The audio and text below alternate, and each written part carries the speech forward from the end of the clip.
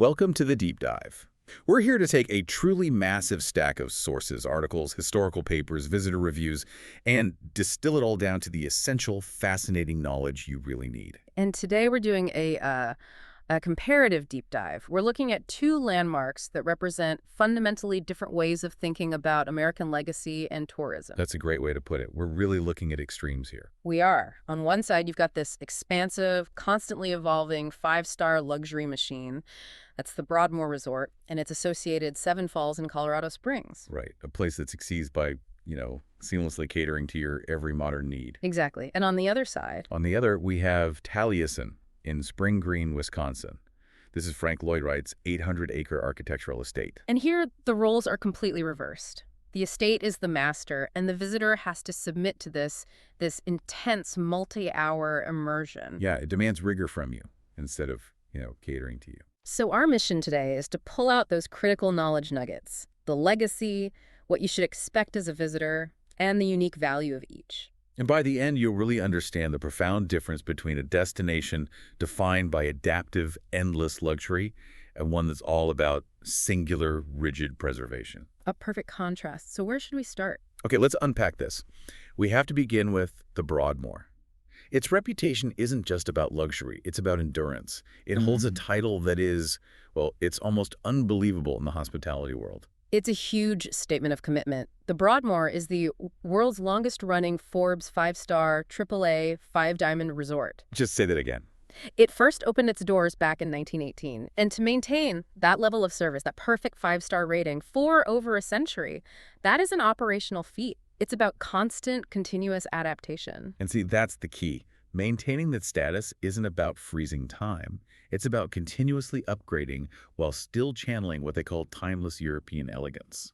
Right. They're always balancing their history with modern details, and it's all centered on this idea of personalized luxury and impeccable service. But it applies across a massive, sprawling enterprise. This isn't just one fancy hotel building anymore. Not at all. I mean, if you just look at the sheer range of accommodations they offer, it tells you everything about how they've expanded that definition of luxury over time. Exact. So beyond the premium guest rooms and suites in the main buildings, you have options like the charming cottages. Which sound incredible. Don't they? High beam ceilings, wood floors, natural stone fireplaces. It gives you a more intimate sort of residential feel. And then you have the sheer scale of hosting they can manage.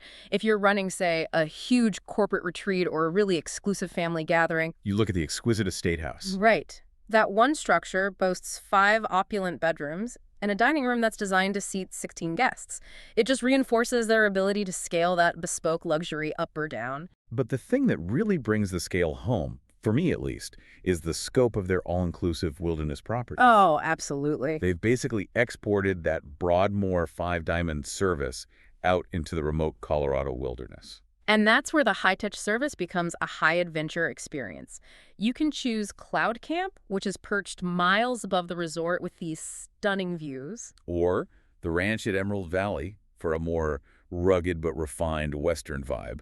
Or even the specialized fly fishing camp. The core lesson here is that they adapt their service model.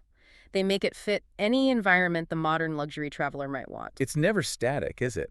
They're always curating specialized offerings and events to keep the destination feeling fresh. Which proves that continuous investment in the experience is how they maintain that legacy. Yeah, we saw things like the romantic winter getaway package, which includes a pretty generous $200 nightly dinner credit. Or the Spa Classic Retreat with a $225 spa credit per person. These are very targeted seasonal incentives to keep people coming back. And the calendar itself is a marketing tool. They host these unique, specialized events like a Meet the Maker dinner. I think one was with Angel's Envy Whiskey. And they book high-profile music weekends. We saw the Broadmoor Sessions, featuring Big Head Todd and the Monsters, is scheduled for 2026. That just shows their continuous investment. They update their offering to maintain status and relevance. They never rely just on the building or the history. The legacy is maintained by constantly looking forward. And we can't forget its natural companion, Seven Falls. It's a recognized destination in its own right. Unique natural features, recreational opportunities. It completes that whole Colorado Springs resort adventure package. So the Broadmoor succeeds by always asking, what more can we offer? How can we make this easier and more luxurious for our guests? And now? Now we pivot to a destination that asks the exact opposite question. Right. Instead of a destination that anticipates your every need, we turn to one that asks you to fully commit to its vision. Tylosin in Spring Green, Wisconsin. It is fundamentally different. It absolutely is. This is Frank Lloyd Wright's 800-acre estate, and it's located deep in the unique topography of Wisconsin's driftless region. For those who don't know, the driftless region is fascinating. It really is. It's an area untouched by the last glaciers, which results in these steep, wooded ridges and deep river valleys. It was the perfect, dramatic canvas for Wright's philosophy. Tell me more about that philosophy, because Taliesin wasn't just his house. It was like his life's work. It was his lifelong laboratory for architectural designs and innovation. Taliesin is the most complete embodiment of his philosophy of organic architecture. Which means? It means the building should harmonize completely with humanity and its environment. He had this belief that a building wasn't just placed on a hill. It should grow out of the hill. Exactly. That structural unity is so critical to understanding the estate, especially since the main residence reaches out around the ridge of the hill, almost like a natural brow for the landscape. That's such a powerful metaphor, especially for preservation. And it was a true working canvas. Our sources say it was informed by over 100 modifications across the 30 years Wright lived there. It's not a single snapshot in time. It's a living document of his evolution. And that's why visiting Taliesin is so amazing. You see the progression of his genius firsthand through all these historical buildings scattered across the 800 acres built over decades. You see his early experiments, like the very unique Romeo and Juliet windmill from 1896. Then you see structures dedicated to community and education, like the Hillside Homeschool from 1903. Which he established for his apprentices, right? Yes, and then the progression continues with family homes, like Tanny Dairy from 1908, and then it goes right up through his later, more refined work. Like the Hillside Drafting Studio from 1932, the Midway Barn from 49, and the Hillside Theater from 1952. And these structures, built decades apart, they form a timeline of Wright adapting his own work. He turned his own estate into a living document. And the detail work just reinforces that. The sources pointed out the ongoing restoration projects, like using National Park Service grant money, to add protectors to the restored stage curtain in the Hillside Theater. The symbolism on that curtain is pure organic architecture.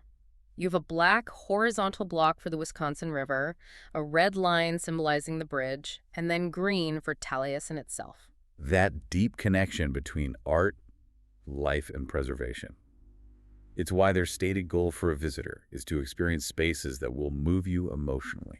But, and this is a big but, that emotional impact requires a physical and intellectual investment from you, the visitor. Which brings us to the crucial practical knowledge you need if you're planning a visit. And this is where the contrast with the Broadmoor is just so stark. At a five-diamond resort, service is invisible, it's seamless. And Taliesin, the challenge of preservation is tangible, and it directly impacts your experience. It really raises the question at how dedicated are you to the art? Because first you have to reserve tickets way in advance, tours book up fast, and then you have to manage your physical expectations. Let's break down the tour options, because this is vital for anyone planning a trip. The most comprehensive one is the estate tour. It runs for 4 intense hours. 4 intense hours, yes. No. It covers the interiors and exteriors of the house, the Hillside Studio and Theater, and Tanny Dairy. And the sources warn, some in all caps. They do. This tour is physically demanding. We're talking about a rigorous route covering about 1.5 miles of steep hills, gravel, and grass. You have to have high stamina. It's a serious hike. It's not a leisurely walk. Not at all. And if you have stamina concerns, the sources strongly recommend the 2.5-hour highlights tour. Which still covers the main house and the Hillside Studio and Theater. Or, for seniors or people with health issues, there's a shorter house tour alternative. And the visitor reviews, they just dramatically reinforce this whole preservation over comfort mantra. A key detail that stood out to me was the limited seating. Oh, right. You're allowed to sit in only one room in the main house. For 4 hours, you are standing, walking, and climbing, and the rules are strict. Very strict. They're designed to protect the fragile, century-old structure and its contents. Guests are explicitly told, do not lean on or touch anything. And the sources confirm that the docents are right there with you, constantly, to enforce compliance. You're there as a witness, not a participant in the physical space. It's a totally different mindset from personalized luxury. Oh, yeah. And the bathroom situation on that 4-hour tour. That was probably the most shocking practical detail we found in the visitor report. The detail that speaks volumes, It right? really does. There is only one planned public bathroom stop during that entire 4-hour stretch. And during the mid-tour snack break, there was only one toilet available. One visitor noted it caused a 10 to 15-minute delay for the entire group. That single detail waiting 15 minutes for a bathroom is something you would never, ever encounter at the Broadmoor. Not in a million years. It just illustrates the trade-off. You are asked to endure discomfort for the sake of experiencing this preserved, authentic, original genius. So the question is, why are visitors willing to do it? To endure the steep hills and the minimal facilities? What's the payoff? The payoff is the profound architectural experience, and the high ratings confirm that. Despite all the physical challenges, the tours hold an excellent 4.8 out of 5 bubbles on TripAdvisor. And the guides get rave reviews. Constantly. Guides like William, Dale, Dan, Spencer, and Kenny are praised as masters with encyclopedic knowledge. So for those who complete the longer tours, the consensus is that the cost is very good value for money. It's an investment in knowledge and awe. The value is entirely intellectual and emotional. It has nothing to do with physical comfort.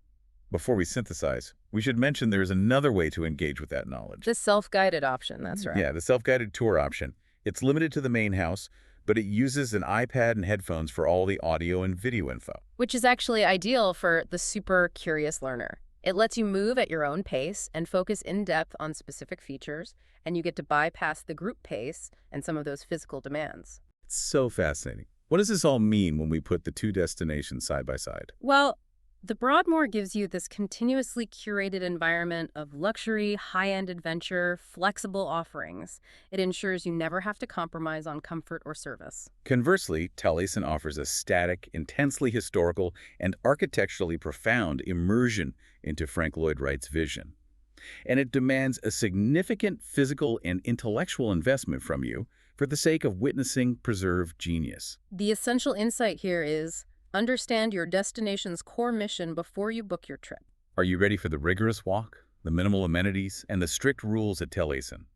And a key practical detail for the driftless region, remember to bring bug spray. Or are you seeking that five-diamond excellence and the seamless, ever-evolving service that the Broadmoor offers? Which brings us to a final provocative thought for you to consider. Taliesin's future depends entirely on careful conservation and restoration, funded in part by those visitor tickets, ensuring they rigidly preserve an original vision. But the Broadmoor's success relies on the evolution of its service, on continuous modernization and adaptation to maintain its legacy. So for a legendary destination to endure across centuries, which is the more powerful force, is it the commitment to rigidly preserve a historical original?